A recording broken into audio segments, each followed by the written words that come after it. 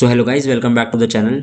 और आज है हमारा भाई डे 4 स्टेनो की मोस्ट रिपीटेड डिक्टेशंस का और मोस्ट एक्सपेक्टेड कहूँगा मैं, मोस्ट एक्सपेक्टेड डिक्टेशंस जो आपके डीडीए स्टेनो और एसएससी स्टेनो का भी जो पेपर दे रहे हैं ना, उनके लिए भी बहुत ही कारगर होने वाली है ये वाली जो प्लेलिस्ट है हमारी, ये जो सीरीज चल रही है हमारी मोस्ट रिपीटेड डिक्टेशंस की।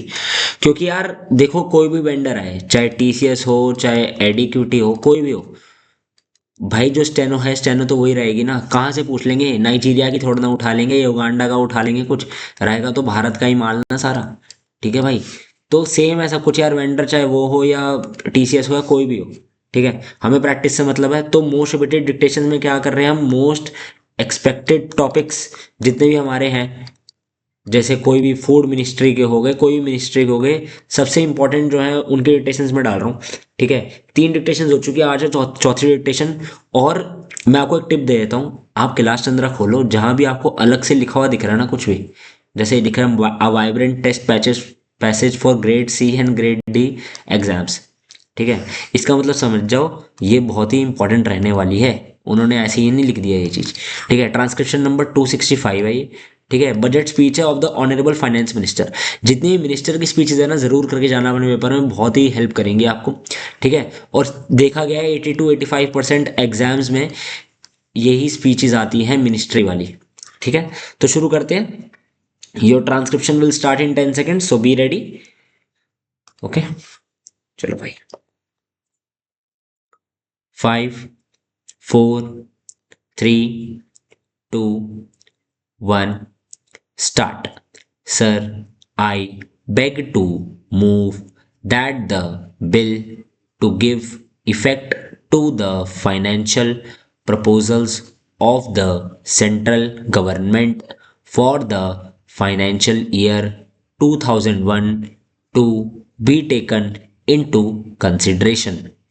Sir, I had in my speech in the House on 24th July 2001, while presenting the budget for 2001, to explain the main features of the proposals contained in the bill. The explanatory memorandum circulated to the honorable members also contains the details of the specific provisions in the bill. I do not therefore propose to go over the detailed provisions of the bill once again. I feel gratified that the budget has evoked a great deal of interest, and during the debate on the budget in this House, a number of very constructive suggestions were made by the honorable members with regard to some of the proposals contained in the bill. I have also received a large number of representations from members of the bill, trade unions, voluntary organizations, professional bodies, and chambers of commerce on the proposals in the bill. I express my sincere gratitude to all of them for giving us these valuable suggestions. I would like to assure the honorable members that we have given very careful consideration to all points which have been made with reference to my proposals. I had stated in my budget speech that I propose to make structural changes in our tax system. As the honorable members are aware, the government have since set up a tax reforms committee to look into the entire tax structure. The committee has been directed to submit an interim report within 3 months and the final report by February 18, 2001. While I will come before the House with comprehensive proposals. After the reports have been received, I seek the indulgence of the honorable members to put forward proposals for amending some of the provisions in the Finance Bill 2001, taking up the provisions for direct taxes in line with our objective of giving a thrust to expose. I propose to increase the tax incentive for exporters under Section 80 HHC of the Income Tax Act. Profit on sale of Exim scripts will be treated as exports profit in the proportion of the export turnover to the total turnover of the business.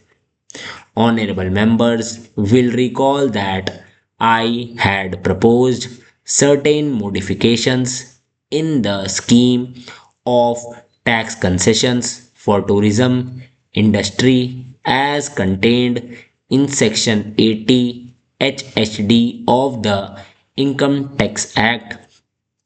Under the existing provisions, this concession is available only to approved hotels, approved tour operators, and travel agents actually in receipt of payment from foreign tourists in convertible foreign exchange.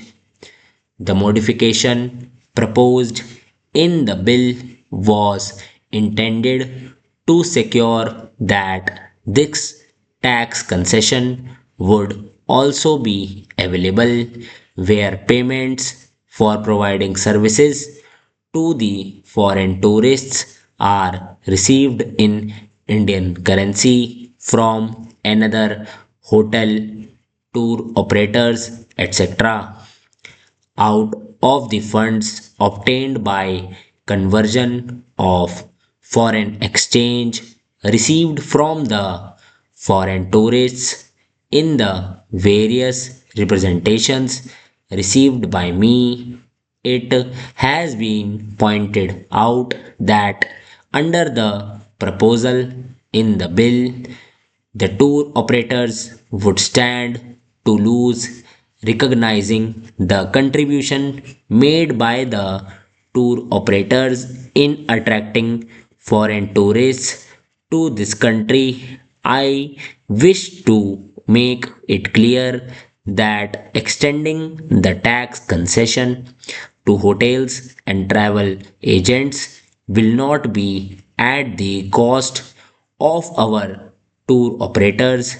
With this end in view, I propose to move an amendment to the bill to secure that the receipts in foreign exchange eligible for computing the concessions do not get reduced by the payments made to another hotel, tour operator, etc.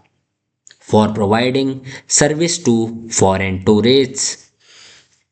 Under a proposal in the bill, the tax concessions available to Indian companies in relation to receipts of royalty, commission, fees, and similar payments from a foreign source for export of technical know how or rendering of services outside India is to be extended to the non corporate resident taxpayers. I propose to further enlarge this tax concession and make it available to technical or professional services rendered from India to concerns abroad. This will, however, not cover cases where the technical or professional service is rendered to non residents in India. I further propose to do away with the existing requirements of obtaining prior approval of the tax authorities in respect of agreements with the foreign concerns under an amendment to the Income Tax Act proposed in the bill. Interests on sticky loans in the case of financial institutions and banks will be charged to tax only for the year in which interest is actually received or is credited to the profit and loss account, whichever is earlier. I propose to provide that interest tax on such interests will also be charged only in the year in which the interest is actually received or is credited to the profit and loss account, whichever is earlier, by the bank or financial institution. तो भाई हो गई आपकी ये dictation. आपको जैसे कि पता है हर बार एक ही वीडियो में हर चीज़ बताता हूँ, हर वीडियो में फिर से बताता हूँ, आपको टोटल 1 घंटा निकाल के रखना है। 1 मिनट रुकना यार, ये थोड़ा ना फिर से करना पड़ेगा, 1 सेकेंड। तो मैंने फिर बताता हूँ, आपको टोटल 1 घंटा निकालना है। आपको करना क्या है, सबसे पहले आपको 10 मिनट में आपकी डिक्टेशन हो चुकी है। ये वाली स्पीड 85 to 90 थी, थोड़ा मैं अच्छी स्पीड बोली इसमें मैंने, ठीक है। 10 मिनट डिक्टेशन हो गई। 10 मिनट आपको लेनी है रीडिंग टाइम, ठीक है। देन 40 से 45 मिनट में आपको ये सारा टाइप करना है।